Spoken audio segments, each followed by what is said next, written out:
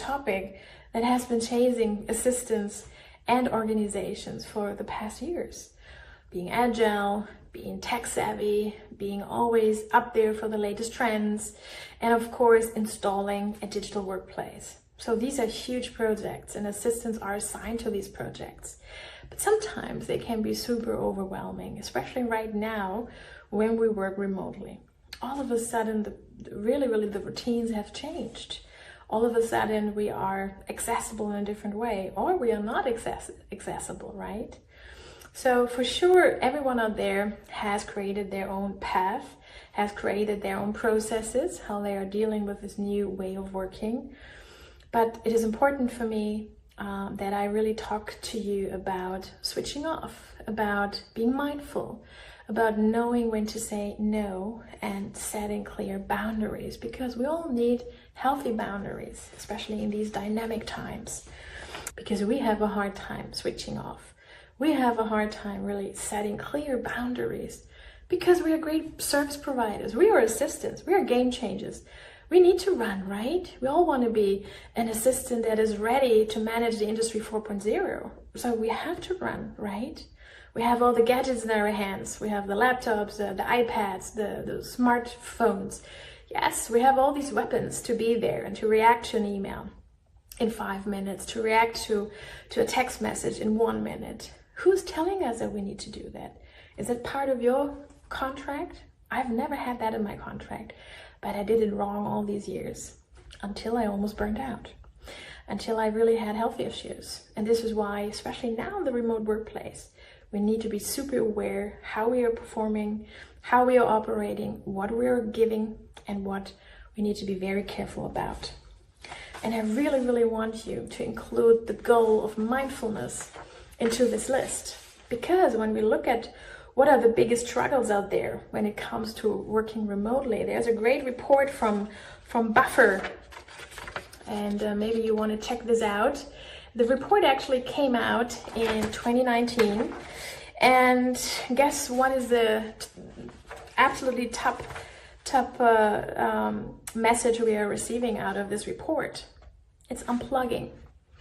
It is unplugging. There are so many other things that are our struggles out there when it comes to loneliness, when it comes to collaborating and communication, distractions, being in different time zones, taking vacation time, staying motivated, so much more. But the top number one is unplugging. And I think this is the major issue we have, and especially we as assistants who are always running an extra mile for the managers, for the teams, but we keep forgetting about ourselves. And that's dangerous, because let's not forget, a burnout, no matter if it's a normal burnout or especially right now, a digital burnout, people won't see it. When you're working from home, when you're showing your face in that small camera, how really can people actually see, are you doing well on the other side of that camera, or what is going on with you? And even if we come to an office, and I had a lot of people in my environment with a burnout, with a depression, and I never expected that these people actually were affected, because they were always smiling, they were always in a good mood, they always showed, hey, we are high achievers, we are the big performers, and this is what we need to be in that new world, right? But that's a tricky way of thinking. And of course, the burnout, mental health issues, a lot of people are dealing with at the moment. This is something you don't see. When you have a broken arm, when you have a broken leg, people will say, oh, what's wrong with you? How are you? What happened? But all the things that are happening more in our mental system is something that is even tougher sometimes. And this is why we need to treat it right, and we need to give this priority, because it is our life. So make sure that you set clear goals, and I would love to support you with that. So I'm sharing my 6-point strategy plan with you now when it comes to really switching off and setting a healthy and a really, how should I say, sustainable working environment in the remote workplace. And it starts with a healthy workstation, right? Actually, I'm standing here right now, so I'm lucky to have this IKEA stand-up desk. 50% of the day, and I try to really do that, I'm standing, and 50% of the day I'm sitting. So right now, I chose to stand and talk to you this way, and it helps me. I feel a little bit more active, I can move around a little bit more, I can even dance, although I should not do that actually, but it just gives me a wonderful feeling. I know not every one of you has this. Maybe some of you out there don't even have their closed remote workplace, right? Maybe you are one of them, sitting together with your partner, together at the kitchen table, together at the dining table, wherever this is the remote workplace for you. And I know I feel very fortunate to have this environment here where I can teach, where I can concentrate, where I can read. But make sure that you create a remote workplace that is a place of well-being for you. Get some flowers, get a nice candle, make sure that you create an atmosphere where you enjoy working. Maybe sometimes it's good to have some music in the background. Sometimes it is good to have a special light out there. Make sure you have your snacks around you. And yes, the chocolate of course is allowed because it is brain food. Yes, I'm sure we all agree on that. And this is going to help us to manage our days, right? And this is why it all starts with a very healthy workstation, opening a window in between, getting some fresh air, stretching in between. So this is going to help you to really go through such a long day. Creating routines is number 2, and this is really something about self-management. Routines really bring structure and discipline to your everyday life. You can think of getting up at the same time. You can think of finishing the day at the same time if this fits the schedule. Breaks. A long lunch break, smaller breaks in between, whatever is good for your schedule, of course. But as long as you make breaks and take breaks, because it is essential for your energy, for your motivation boost. Stand up when you go on the phone, for example, when you want to move around, when you don't need to see the screen automatically. So make sure you do these things, that you move around when you're on the phone, right? It helps you also to stretch in between and to simply just look out the window. It gives a different perspective, and sometimes it's exactly what we need when we are on such a busy day once again. Number 3, productivity. And yes, this is something we need. We need to see how productive we are. We need to be disciplined. We need to focus on special tasks we are assigned to. And maybe you see that Kanban board in the background here, because I have that huge whiteboard where I really work on a Kanban board, and I love it. It has the 3 columns, the to-do, the pending, the doing, and of course the most important one, the done. And this is how we reward ourselves, and we keep forgetting this, especially in these hectic times and the dynamic times we are in our hamster meals. We are running, we are really finishing one project and we're jumping on the next one. We're sending out one answer in an email and we're jumping on the next one after another. But how often do you take a break in between? How often do you breathe in and out? And this is important, that we really have these moments of silence, moments of concentration, moments of relaxation. So of course it is all about how you structure yourself. Is it a Kanban board? Some people love to work with Microsoft Office 365, the planner. Some people use Trello. There are great tools out there, but I actually still love to write on my whiteboard and see really the progress I'm doing. When it comes to self-management, of course, we need to talk quickly about time management, because this is also helping you massively to focus and to bring some discipline to your day.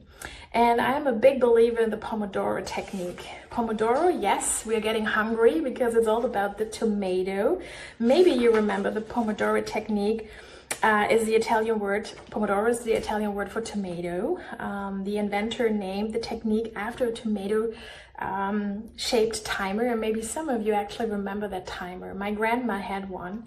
I think it should be somewhere in one of the households from my family. And the timers are super helpful because they really help you to track your work. So what is this technique all about? Well, first of all, you identify a task, you write it down briefly, you set the timer for 25 minutes, you work on the task with no distractions, really important. So you better put your phone on the flight mode. And by the way, that's a good way of detoxing in general. Sometimes it needs to be on flight mode. For example, when you take a break, right? And then you end this work task. After 25 minutes, the timer goes on, and then you stop the task. And then you take a 5-minute break, and then you start with a new assignment, you start with a new task. And after 4 sprints, you actually take a longer break between 15 and 30 minutes. And this gives you clarity in terms of how long do I need actually for certain tasks, and how can I really work on my prioritization, on my focus time, and on my discipline, right? Because this is also helping us massively not to get stressed, because the moment we're working on a PowerPoint presentation, the moment we're working on an Excel sheet analysis, and there comes the email, there comes the WhatsApp message, and there is a vibration here and a signal there, and that's really not helpful. So if you love apps, and I do love apps, so of course I have some recommendations for you when it comes to the Pomodoro technique. Make sure you check the Kanban Flow app, or the Focus List, or the Focus Booster, because they are great apps that might help you really to get more discipline in checking out if the Pomodoro technique is something that will help you to get through the day, right? Number 4 advice I have for you, and this is find a remote work accountability buddy, a mentor, someone that understands your role, someone that understands the challenges you're running. It can be some other assistance from your organization. It can be also an assistant from an external organization who might also struggle with remote work, and maybe she or he is dealing with this in a different way. Maybe it's a different structure, maybe it's a different culture. Make sure you have someone close to you that pushes you to take breaks, that pushes you to switch off, that motivates you, that giving you a virtual shout out, telling you, well done, that was a great week for you, I'm happy for you, I'm cheering for you, because you reached your goals, and you reached your goals without stress, right? So make sure you found this buddy, and you work with this buddy together. And by the way, this buddy will probably also let you know that you should really think of the way you should invest your time when you go to meetings. And this is a huge problem for organizations.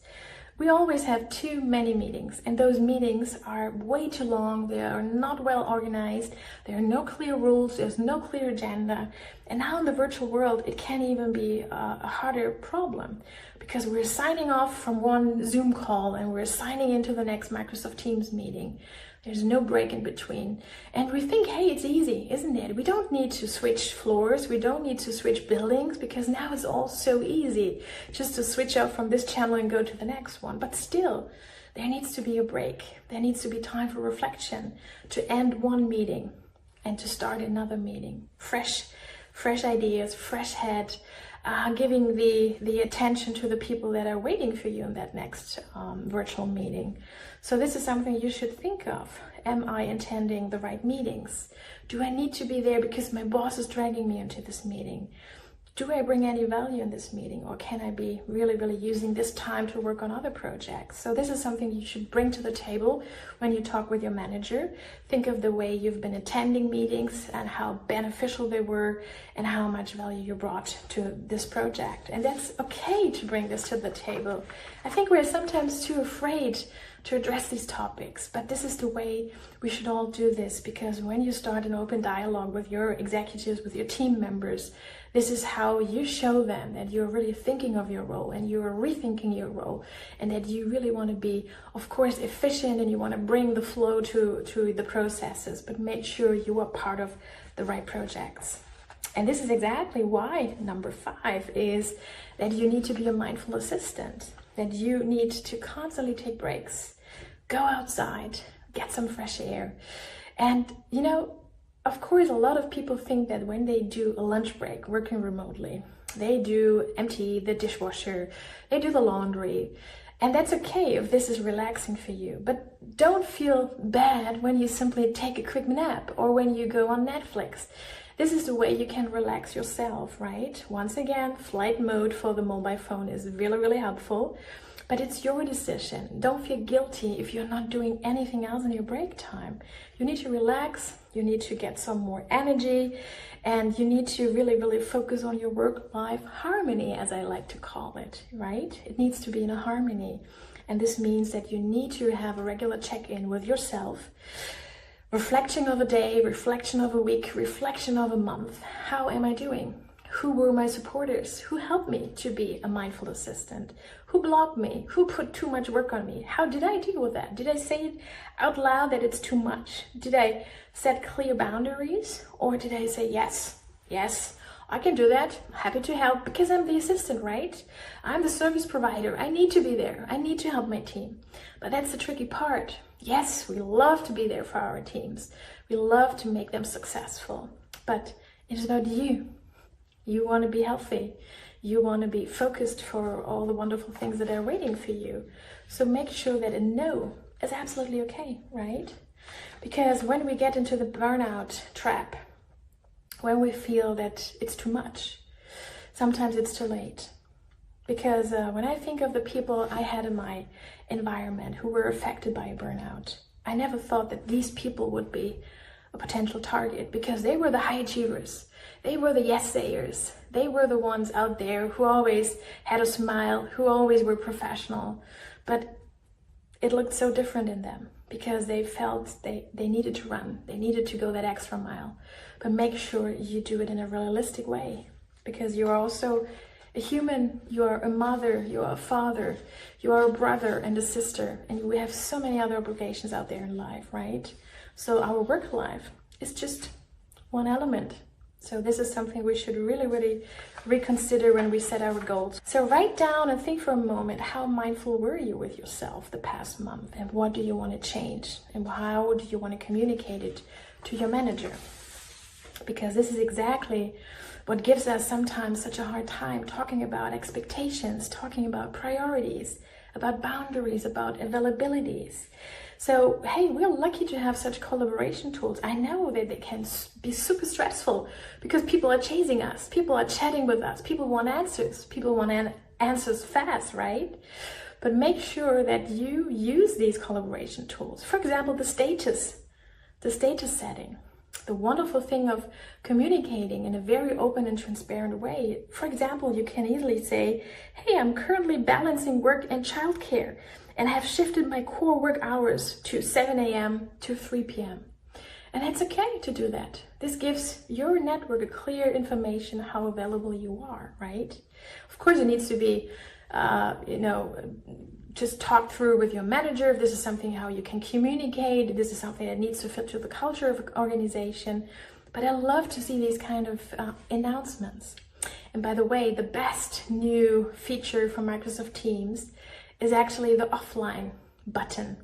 Because this is, and I know many of us have the issue that when people see us that we're online, even if we are on I'm not available, some people will simply, chase us and ask for answers. The good thing is when you press this button in your status line, people will not see that you're actually online. So that's a wonderful way of helping our detoxing, right? But think about also how you can manage your notifications.